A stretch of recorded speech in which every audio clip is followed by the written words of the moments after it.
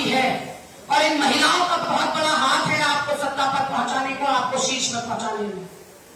आज केवल वो 2 महिलाएं नहीं, देश की सारी महिलाएं अपने आप को निर्वस्त्र महसूस कर रही हैं।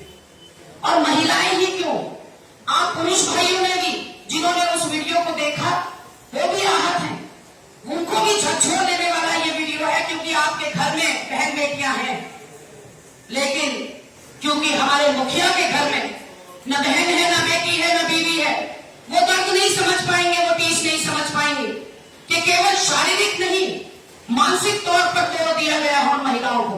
वो अब सामान्य जीवन नहीं जी पाएंगी दोनों महिलाएं। 77, ये देखिए टेलीग्राफ का फ्रंट पेज, 79 दिनों के बाद किसी ने घड़ियाली आंसू बहाए, ये टेलीग्राफ कह रहा है और घड़ियाल बना रहा है। तो पूरे इस देश को पता है कि घड़ियाल आखिर है कौन। 3 महीने तक जलता रहा, सुलगता रहा मणिपुर। राहुल गांधी जी मणिपुर जा सकते हैं, लेकिन आपके पैरों में तो मेहंदी लगी है। आप तो पूरे विदेश की यात्रा कर सकते हैं, आप एनडीए की बैठकें कर सकते हैं, आप मध्य प्रदेश में चुनाव की रैलियां कर सकते हैं, लेकिन आप मणिपुर नहीं जाएंगे, क्योंकि मणिपुर से केवल 2 लोकसभा की सीटें आती हैं, केवल 2 संसद की सीटें आती है, इसलिए वो वोट बैंक नहीं है आपका। मणिपुर इस भारत का हिस्सा है। ये आपने अपने कृतियों से बता दिया कि आपने उसको अनाथ छोड़ दिया। 3 महीने से जलते सुलगते मणिपुर को, ये जो 2 महिलाओं को नग्न अवस्था में परेड कराया जा रहा है, ये तो एक घटना है। ऐसी सैकड़ों दर्जनों घटनाएं वहां पर इन 3 महीनों में हुई।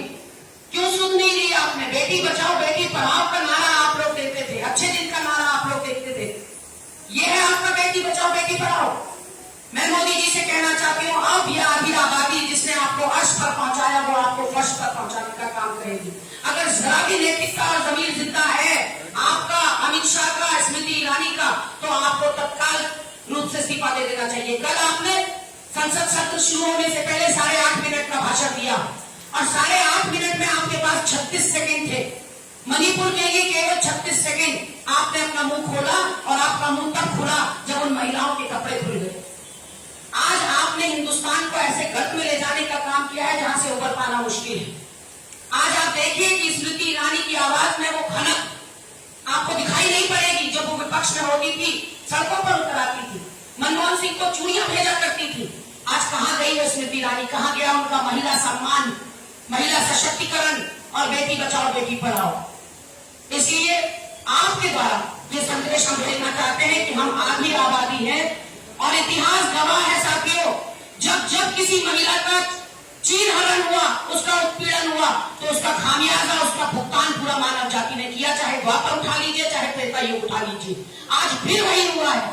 मातृशक्ति का अपमान हुआ है, उसका चीरहरण हुआ है, और कहीं ऐसा ना हो कि इस देश को उसकी कीमत चुकानी पड़े। मणिपुर की आग फैलते फैलते आपके घरों तक पहुंच जाए, इसलिए आपका आह्वान करना चाहती हूँ। 3 महीनों से मोदी मीडिया ने चुप्पी नहीं तोड़ी, किसी ने मोदी जी से नहीं पूछा कि मणिपुर पर आप क्यों नहीं बोल रहे हैं। इसलिए आप सबसे, क्योंकि उत्तराखंड की मीडिया पर हमें भरोसा है, आपसे हमारा निवेदन है कि महिलाओं के साथ हुए इस अपराध को आप पुरजोर रूप से उठाएंगे, और न केवल उठाएंगे बल्कि विरोध करेंगे, प्रतिकार करेंगे कि ऐसा समाज हमें नहीं चाहिए। हमारे लोगों ने, जिन्होंने आजादी का आंदोलन लड़ा, जिन्होंने देश को आजाद कराया, उन्होंने ऐसे भारत की परिकल्पना कम से कम कभी नहीं की थी